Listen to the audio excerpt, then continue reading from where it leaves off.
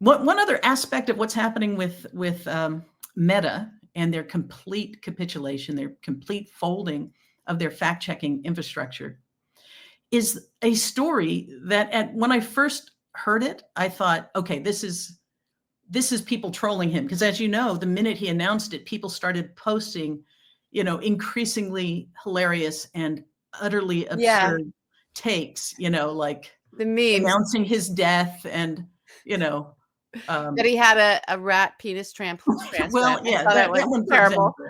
Yeah. That one's so, evolving. Yeah, I've seen a couple versions. So there's a bunch of them, and they're well worth looking up because people are very creative and very funny. But one of them that I thought initially was a joke was that part of the impetus, not only the total capitulation to Elon Musk, but part of the impetus was he had posted about knee surgery. And he felt as though there had not been enough sympathy or reposting of his knee surgery. And so he asked about it and came to the conclusion that fact-checking on healthcare, post-COVID, when all sorts of drink bleach, all of that madness was filling the interwebs. He came to the conclusion that fact-checking healthcare had thwarted the response to his knee surgery.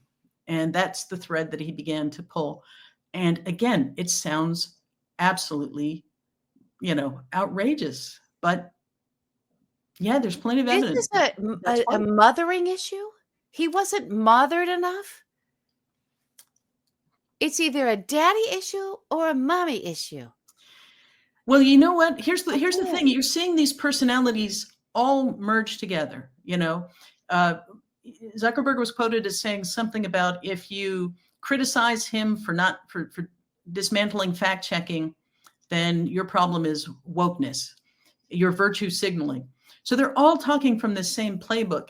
And somebody had sent me this article, and it was about how, Louis XIII, who had this medical condition. I'm going to give you the shortest version of this, had a medical condition that eventually required surgery on his posterior, painful brand new surgery to fix something called a fistula. And he had to walk around in a big diaper. Diapers are a theme tonight. Gird your loins. Oh my God. Louis the 13th, the diaper that he wore. But what happened, the fascinating piece of this is that the upper class began to wear a big diaper, shades of bandage on your ear, right? Oh, the maxi pad on the ear. But it gets crazier because he was the first person.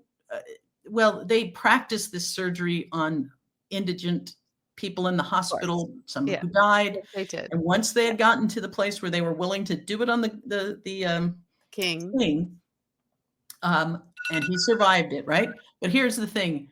People began to request the surgery. Oh. Who did not need it because they wanted to mimic this. And we're seeing it in the cadence. We're seeing it in the outrageous language. We're seeing it in the move to Texas. The same kind of wanting to mimic, President Musk and assistant to the President Trump.